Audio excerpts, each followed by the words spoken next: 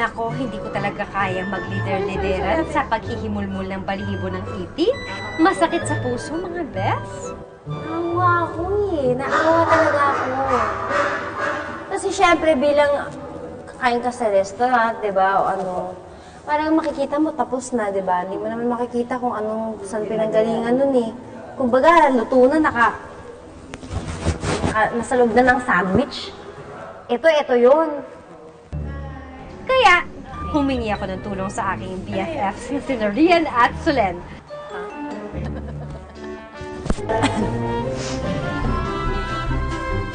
Solen and Rian, I hope we can do this right.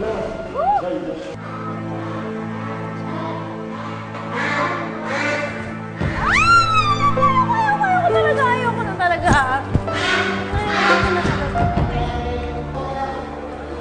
Hindi kaya na sikmula, iiyak na ako. I don't know kung kaya ko sa beat. Parang nagtitingin. Kaya ko dito.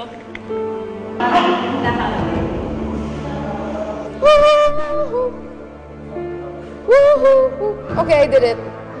Kaso lang, pag nakita mo yung... Kasi buong araw, kasama mo sila. Tapos makikita mo sila na parang nakatali na awang-awa. Tapos, Mahirap kasi pag kinakausap mo na eh.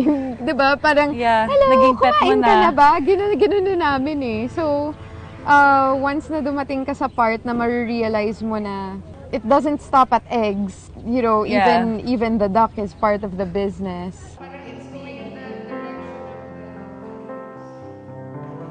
This is so hard. I don't want it to die. It's so different kasi nandun pa yung head. I feel like maybe if the head wasn't there, it would be, I can't look. I feel like it's looking at me. Kinain mo na naka-sandwich na, di ba? May sauce na.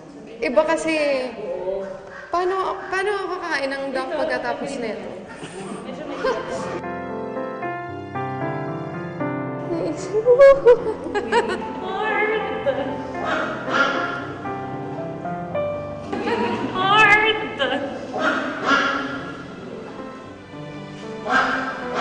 pero hindi madali yung trabaho nila kasi when you look at them, parang robots na sila. Ay, parang nakaseparate na yung soul ng ibon sa actual animal.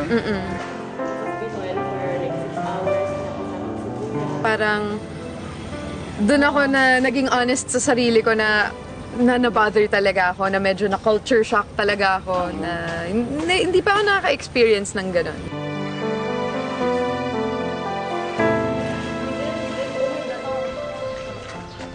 I don't know. It was really hard. Kung ikaw yung gagawa ng trabaho na yun, parang kailangan tigas ka talaga. Kasi sabi nga ni ate, parang nung first time niya gawin, parang ako din. So, I guess para gawin yung work mo, may papatayin ka na part ng sarili mo na emotional, di ba? Para magawa mo ng tama. Mahirap din. I don't know if I want to eat duck anymore. I don't know if I want to eat today. At least we tried naman, girls. Saludo talaga kami sa katapangan ng mga nagtatrabaho sa himulmulan.